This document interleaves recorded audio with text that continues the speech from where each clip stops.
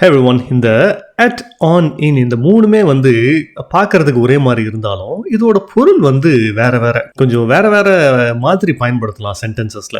ஆனால் சில சமயம் வந்து நம்ம நிறைய பேர் பார்த்துருப்போம், சென்டென்சஸ் எழுதும்போது வந்து at பயன்படுத்துகிற இடத்துல in பயன்படுத்தியிருப்பாங்க. இது மாதிரி மாற்றி மாற்றி பயன்படுத்த வாய்ப்பு உண்டு.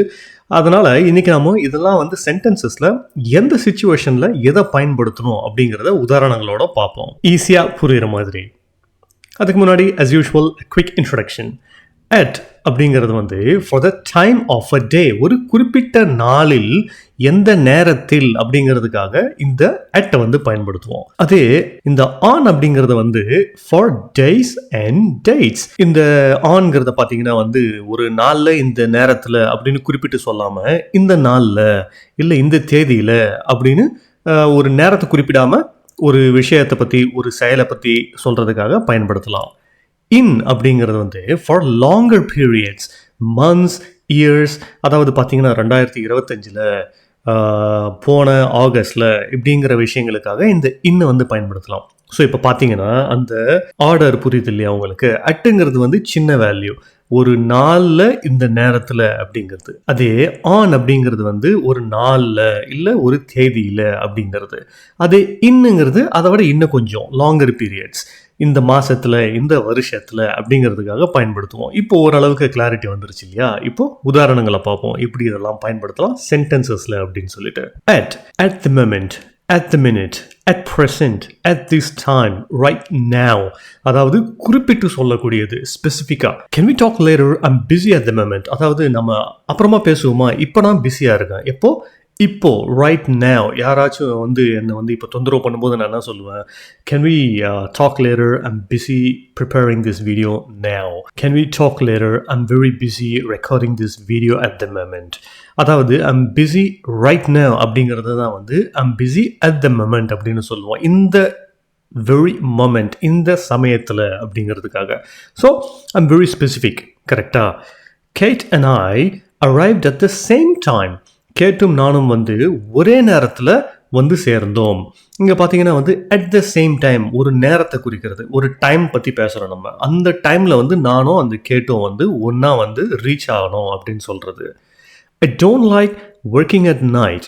எனக்கு வந்து இரவு வேலை செய்ய பிடிக்காது. ஸோ இங்கே பார்த்தீங்கன்னா ஏதோ ஒரு தேதி, ஏதோ ஒரு வருஷம், ஏதோ ஒரு மாதம் அப்படிலாம் இல்லை. ஸ்பெசிஃபிக்காக இந்த இரவு நேரங்களில் எனக்கு வேலை செய்வது, அலுவலக பணி செய்வது பிடிக்காது அப்படின்னு சொல்கிறதுக்காக I'm very specific at what I don't like. இதையே ஆன் அப்படிங்கிறது வந்து எந்த மாதிரி சென்டென்சஸில் பயன்படுத்தலான்னு பார்ப்போம். On a specific day or event, ஒரு குறிப்பிட்ட நாளில் அல்லது சமயத்தில். I'll see you on Friday. நான் வந்து உன்னை வெள்ளிக்கிழமை பார்க்குறேன். ஸோ இங்கே பார்த்தீங்கன்னா வந்து எந்த டைமில், காலையிலையா நைட்டா மதியமா அப்படிலாம் இல்லை, நான் ஒன்று வெள்ளிக்கிழமை பார்க்குறேன், அவ்வளோதான். It's a little bit generic. போன எக்ஸாம்பிள் வந்து ஸோ ஸ்பெசிஃபிக், குறிப்பிட்டு சொல்கிறது. இது வந்து கொஞ்சம் ஜெனரிக், கொஞ்சம் பொதுப்படையாக சொல்கிறது. I don't work on Monday mornings. நான் வந்து திங்கக்கிழமை காலைகளில் வந்து வேலை செய்கிறது இல்லை. I don't work on Monday mornings. So இங்கே வந்து I don't work at Monday mornings அப்படின்னு வராது. I don't work on Monday mornings. அதுதான் வந்து சரியான structure. She was born on Christmas டே. அவங்க வந்து கிறிஸ்மஸ் டே அன்னைக்கு வந்து பிறந்தாங்க. அது வந்து பொதுவாக அந்த மாதத்தில் பிறந்தாங்க அப்படின்னு. ஆனால் வந்து கிறிஸ்மஸ் டே அந்த டிசம்பர் 25 அப்படிங்கிறத she was born on December 25 அப்படின்னு சொல்லலாம். அப்படி இல்லைனா she was born on Christmas டே அப்படின்னு சொல்லலாம். ரொம்பவும் ஸ்பெசிஃபிக்காக இல்லை, ரொம்பவும் ஜெனரிக்காகவும் இல்லை, ஓரளவுக்கு medium. She was born on Christmas Day.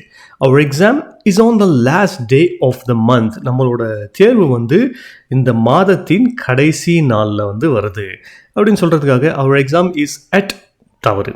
Our exam is in, no, அதுவும் தவறு. Our exam is on the last day of the month. இதுதான் வந்து சரியான ஸ்ட்ரக்சர். அடுத்து in, ரொம்பவே பொதுப்படையான விஷயம், அதுக்கெல்லாம் வந்து இதை பயன்படுத்துவோம் இல்லையா? பார்ப்போம். In a generic timeline, அதாவது ஒரு குறிப்பிட்ட கால அளவுலாம் கிடையாது, பொதுவாக சொல்கிறது.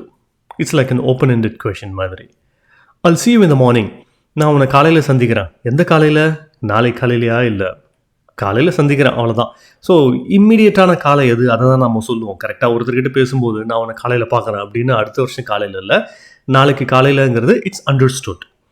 பட் இங்கே வந்து I'm just giving a wake answer. I'll see you in the morning. We'll catch up in a few days.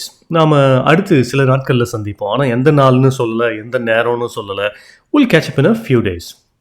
Do you work in the evenings? நீ வந்து மாலை வேலைகளில் வேலை செய்கிறாயா அப்படின்னு கேட்குறது. எந்த மாலை வேலை? நேற்று, இன்னைக்கு, நாளை அப்படிலாம் இல்லை. பொதுவாக மாலை வேலைகளில் வேலை செய்வியா அப்படின்னு கேட்குறதுக்கு do you work in the evenings அதுதான் வந்து பயன்படுத்துகிறோம். She'll graduate in 2025. அவங்க வந்து 2025 வந்து கிராஜுவேட் ஆவாங்க, பட்டதாரி ஆவார்கள்.